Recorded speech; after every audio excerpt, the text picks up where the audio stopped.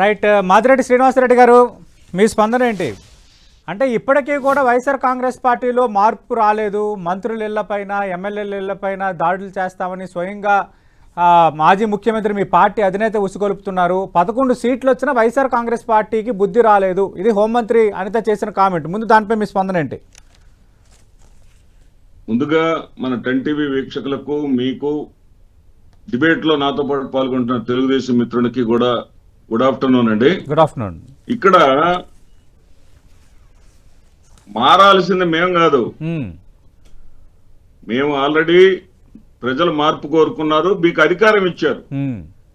మీకు అధికారం ఇచ్చిన తర్వాత 11 సీట్లకి ఇంతగా మీరు ఎందుకు భయపడుతున్నారు అనేది, 11 సీట్లు అనేది ఏదేదో తారక మంత్రం లాగా ప్రతి ఒక్క తెలుగుదేశం వాడు చిన్నవాడి దగ్గర నుంచి పెద్దవాడి దగ్గరికి A to Z వచ్చేసి మంత్రుల దగ్గర నుంచి ఎమ్మెల్యేల దగ్గర నుంచి మొత్తం అదే మాట్లాడతారు, 11 అని. ఆ 11 సీట్లు సాధించినటువంటి వ్యక్తి తన పార్టీకి సంబంధించినటువంటి ఒక నాయకుడి ఇంట్లో దాష్టీకం జరిగితే, దౌర్జన్యం జరిగితే ఆ నాయకుడిని పరామర్శించడానికి వెళితే ముళ్ళ కంచెలు ఎందుకండి, గుంతలు ఎందుకండి? ఇదేమన్నా బ్రిటిష్ పరిపాలనలో ఉన్నావా, ప్రజాస్వామ్య పరిపాలనలో ఉన్నావా? బ్రిటిష్ వాళ్ళు ఆ రోజు కానీ ఉద్యమం జరిగినప్పుడు, భారతదేశంలో స్వాతంత్రోద్యమం వచ్చినప్పుడు కంచెలు వేసి, ముళ్ళ కంచెలు వేసి, గోతులు తవ్వి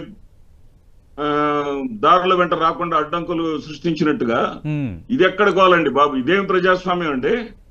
జగన్మోహన్ రెడ్డి గారికి సంబంధించినటువంటి నాయకుల్ని పరామర్శించుకోవడమే తప్పు అవుతుందా? ఇది ఏ రకంగా పోతున్నారు? ఎంత ఫ్రస్ట్రేషన్ లోకి వాళ్ళు వెళ్ళారు అంటే శ్రీనివాసరెడ్డి గారు, మీ నేతలను పరామర్శించడానికి మీ పార్టీ అధినేత మాజీ సీఎం జగన్మోహన్ రెడ్డి వెళితే కూటమి ప్రభుత్వం అడ్డుకోవట్లేదు కదా, కానీ 100 మందితో వెళ్ళాలి, ఎక్కువ మంది క్రౌడ్ హడావుడులు సృష్టించడం వల్ల లా అండ్ ఆర్డర్ సమస్యలు తలెత్తుతున్నాయన్నది కూటమి ప్రభుత్వం పోలీసుల అభ్యంతరం. పోనీ మీరు అన్నట్టుగా అనుమతి నిరాకరిస్తే అప్పుడు పూర్తి స్థాయిలో తప్పపట్టచ్చు. 100 మంది వరకు మాత్రం అనుమతిస్తాము అన్నారు. ఎక్కడ మాజీ మీ పార్టీ నేత నల్లపరెడ్డి ప్రసన్న కుమార్ రెడ్డి ఇంటికి మాజీ సీఎం వెళ్తాయని అనుమతి అయితే నిరాకరించలేదు కదా. అదే సార్, ఇక్కడ ఈ దేశంలోనే జనాదరణ కలిగినటువంటి నాయకులను కానీ తీసుకుంటే వాళ్ళలో ప్రథమ స్థానంలో ఉంటారు జగన్మోహన్ రెడ్డి గారు. అలాంటి నాయకుడు బయటకు వచ్చినప్పుడు రిస్ట్రిక్షన్స్ ఏంటంటే 100 మంది రావాలా, 10 మంది రావాలా, 50 మంది రావాలా? టోటల్ గా మీరు ఇచ్చింది కాకాణి గోవర్ధన్ రెడ్డి గారు ఆయన పరామర్శ గాని ఏం దగ్గర గాని 113 మీరు లిస్ట్ ఇచ్చారు. 113కి లిస్ట్ ఇచ్చి 113తో పరిమితం కమ్మంటే 113 మించి రాకుండా ఉండాలి అని చెప్పేసి 2000 మంది పోలీసులు మీరు అక్కడ పెట్టుకున్నారు, గొంతులు దవ్విచ్చారు, ముళ్ళ కంచెలు వేశారు. ఇన్ని చేసినా గానీ జగన్మోహన్ రెడ్డి గారిని చూడటానికి వచ్చేటటువంటి జనాన్ని మీరు ఆపగలిగారా? పైగా ఇంతమంది ప్రెస్ మీట్ పెట్టారండి. ఎంతమంది? ఇప్పుడే అనిత గారి ప్రెస్ మీట్ మీరు వినిపించారు, నారా లోకేష్ గారు ప్రెస్ మీట్ పెట్టారు, సోమిరెడ్డి చంద్రమోహన్ రెడ్డి గారు ప్రెస్ మీట్ పెట్టారు. ఎందుకంత భయం అంటున్నా జగన్మోహన్ రెడ్డి గారు అంటే? జగన్మోహన్ రెడ్డి గారి నాయకులు అంటే మీ పాలన మీద మీకు నమ్మకం లేదు. ప్రభుత్వం కాదు, ముంచే ప్రభుత్వం అనే అభిప్రాయం ప్రజల్లో. మీరు లేవనెత్తిన పాయింట్, నిన్న మీ పార్టీ అధినేత లేవనెత్తిన పాయింట్ అడుగుదాం. డిబేట్ లో జాయిన్ అవుతున్నారు టీడీపీ. మాదిరెడ్డి గారు, వ్యవహార శైలి బాగోలేదు, లా అండ్ ఆర్డర్ సమస్యలు లేవనెత్తుతున్నారు, పోలీసులు ఎక్కువ మంది ఉంటే ఎక్కువ మంది పోలీసులు పెట్టారంటారు, పోలీసులు తక్కువ మంది అయితే మాకు ప్రొటెక్షన్ ఇవ్వలేదంటారు. వైఎస్ఆర్ కాంగ్రెస్ పార్టీ వ్యవహార శైలి ఏంటిది? ఇది టీడీపీ అడుగుతున్న ప్రశ్న. ఎక్కువ మంది పోలీసులు ప్రొటెక్షన్ ఉంటే సింగయ్య ప్రాణాలు ఎందుకు పోయినాయి? అది మీరు చెప్పాలండి.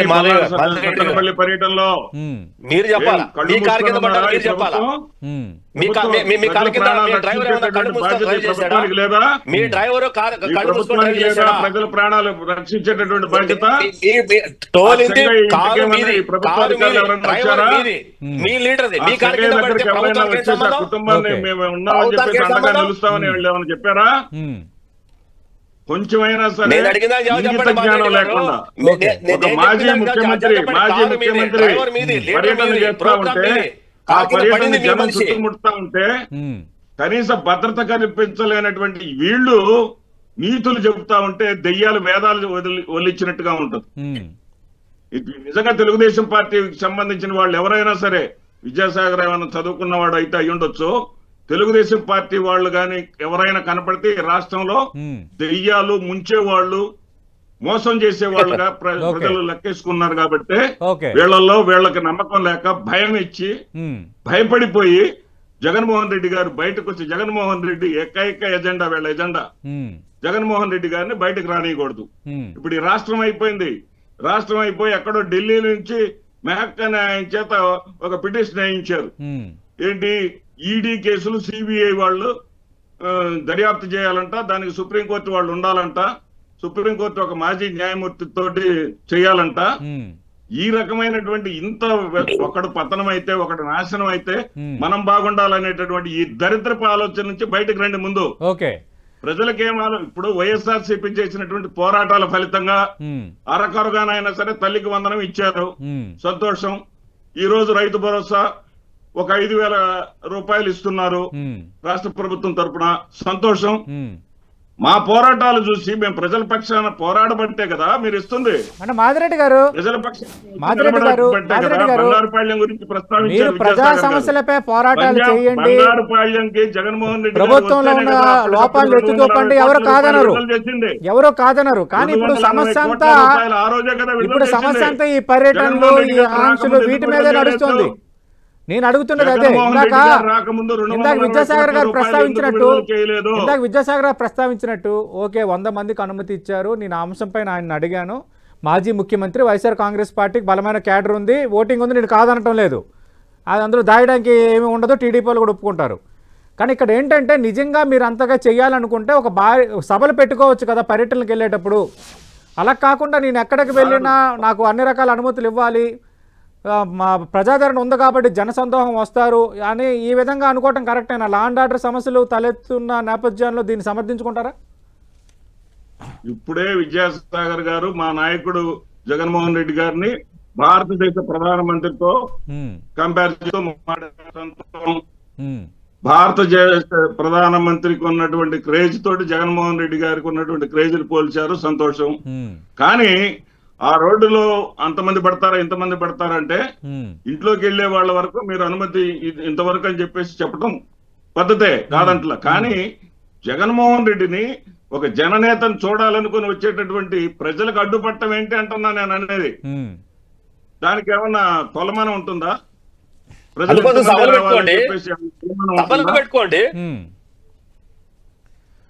అంటే ప్రజాదరణ ఉంటే అంత భారీగా కార్యక్రమం నిర్వహించాలనుకుంటే సభలు పెట్టుకోవచ్చు కదా. సభలకి ప్రభుత్వం ఎక్కడ నో అని అనడం లేదు కదా అంటున్నారు విద్యాసాగర్ గారు. సతీష్ గారు ఒక్క మాట పొద్దున్నే జైలు దగ్గర జనం కనపడిపోయేసరికి అధికారులు తప్ప జగన్ గారు కనపడేసరికి సంకలు కొట్టుకున్నారు. ఆ తర్వాత జనం మొత్తం తండోపతండాలుగా వేలాదిగా తరలి వచ్చేసరికి కొత్త రాగం అందుకున్నారు.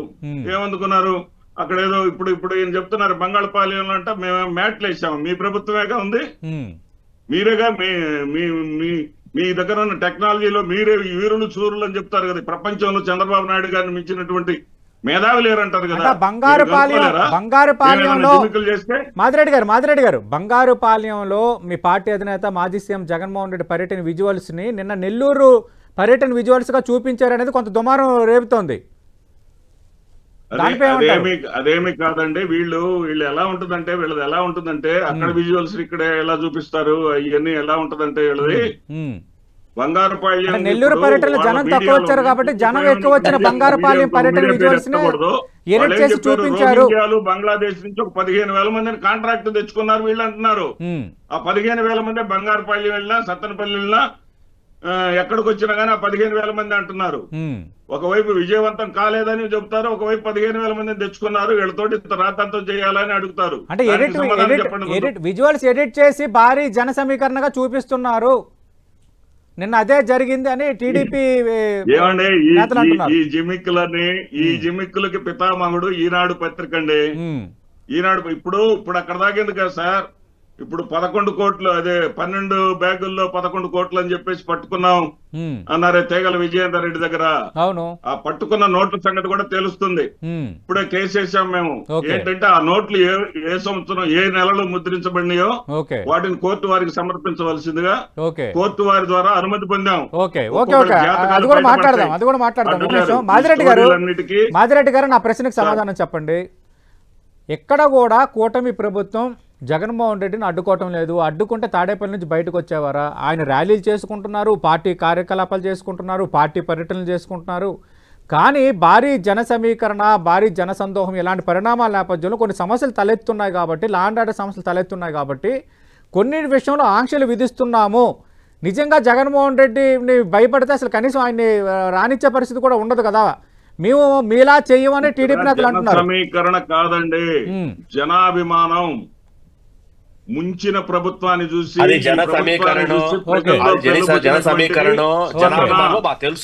స్పందన కారణంగా వస్తున్నటువంటి జనాన్ని ఇంటెలిజెన్స్ ఉంది వాళ్ళకి. ఆ ఇంటెలిజెన్స్ ద్వారా చెక్ చేసుకొని ఎంతమంది వస్తారు బయటకి అని చెప్పేసి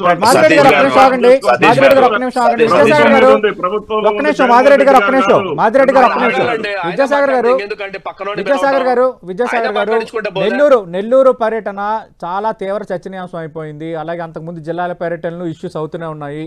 మీరు ఇప్పుడు అధికారంలో ఉన్నారు, ప్రతిపక్షం ఆరోపణలు చేస్తుంది. ఇప్పుడు భవిష్యత్తు ఎలా ఉండబోతుంది? ఇప్పుడు ఆయన ఏదో చెప్తున్నారు, జనాభిమానం అన్నప్పుడు 100 వెహికల్స్ ఎందుకు వస్తాయి? జనాభా అంటే స్కూటర్లో, సైకిల్లో, కార్లో, లేకపోతే ఏమన్నా వాళ్ళకి పెరిఫరల్ ఏరియాలో వస్తారు, కార్యకర్తలు వస్తారు. 800 వెహికల్స్, నేషనల్ హైవేలు, ఇవంతా డ్రామాలు. ఈ డ్రామాలంతా మాకు తెలియక కాదు, ఈ డ్రామాలన్నీ మాకు తెలియక కాదు. అది ఆర్టిఫిషియలా, నేచురలా అవన్నీ మాకు తెలుసు. ఊరికే మీరు వెహికల్స్ 7 సెకండ్ల వీడియోనే, అది కూడా ప్రజలకు తెలుసు, అందరికి తెలుసు ఏది ఆర్టిఫిషియల్.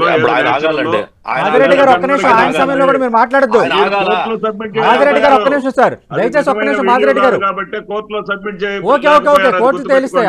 మీరు మాట్లాడదు దాని మీద. విజయసాగర్ గారు ప్లీజ్ కంక్లూడ్ సార్. విజయసాగర్ గారు ఇప్పుడు నిన్న సాక్షి, ఇప్పుడు ఏదో టీవీ ఛానల్ వచ్చిన గురించి మాదిరెడ్డి గారు మాట్లాడుతున్నారు. వచ్చింది సాక్షి టీవీలోనే విజువల్స్ అవి, పక్క ఛానల్లో రాలే. వాళ్ళ బుద్ధ ఛానల్లో వచ్చినటువంటి విజువల్స్ గురించే మాట్లాడాలా మనం. ఎవడు వాడు బుద్ధ ఛానల్లో పక్కనోడు పోయి టింట్ చేసుకుంటాడా, బ్లూ మ్యాట్ వేసుకుంటాడా, లేదంటే గ్రీన్ మ్యాట్ వేసుకుంటాడా?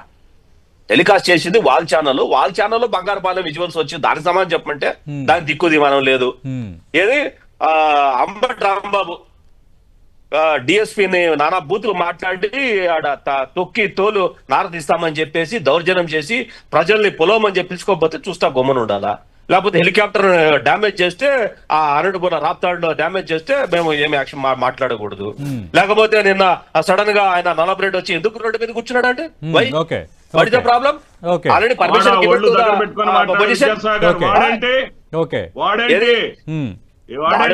దగ్గర పెట్టుకొని మాట్లాడు. ఇప్పుడు కూడా ఇలాంటి ఎదవలు ఉండబట్టే అక్కడ మాదిరెడ్డి గారు వాడు అన్న పదప్రయోగం చేయలేదు సార్. మాదిరెడ్డి గారు వాడు అన్న పదప్రయోగం చేయలేదు. మాదిరెడ్డి గారు వాడు అన్న పదప్రయోగం చేయలేదు. మాదిరెడ్డి గారు వాడు అన్న పదప్రయోగం చేయలేదు. మీరు కూడా పదప్రయోగాలు దయచేసి వద్దు, దయచేసి వద్దు.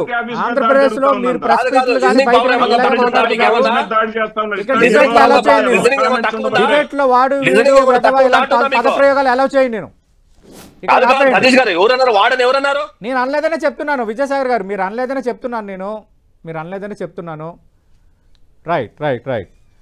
థ్యాంక్ యూ విజయసాగర్ గారు, థ్యాంక్ యూ మాదిరెడ్డి గారు. మనం చూసాం, ఈ డిబేట్ చూస్తే అర్థమవుతుంది నెల్లూరు పంచాయతీ ఎంత వేడి పుట్టిస్తుందో ఆంధ్రప్రదేశ్ పాలిటిక్స్లో. నెల్లూరులో మాజీ సీఎం జగన్ పర్యటన నేపథ్యంలో మాటల యుద్ధం ఇంకా కొనసాగుతూనే ఉంది. ఈరోజు కూడా మాజీ మంత్రి బొత్స, సజ్జల రామకృష్ణారెడ్డి, సీఎం రమేష్, చాలామంది మంత్రులు రెస్పాండ్ అయ్యారు, హోంమంత్రి రెస్పాండ్ అయ్యారు, అలాగే వైఎస్ఆర్ కాంగ్రెస్ పార్టీ నేతలు కూడా రెస్పాండ్ అవుతున్నారు. పర్యటనలో ఆంక్షలు పెడుతున్నారని వైసీపీ ఆరోపిస్తోంది. ఇలా ఆంక్షలు కాదు, శాంతి భద్రతల సమస్యలు తలెత్తున్నాయి కాబట్టి ప్రతిదానికి అనుమతిస్తున్నాం, ఎక్కడ అడ్డుకోవట్లేదన్న అంశాన్ని కూటమి ప్రభుత్వం ప్రస్తావిస్తోంది. మరి చూద్దాం రాజకీయంగా ఇది ఎలాంటి ప్రభావం చూపబోతుందో. ఇది వాటి లంచ్ అవర్ డిబేట్.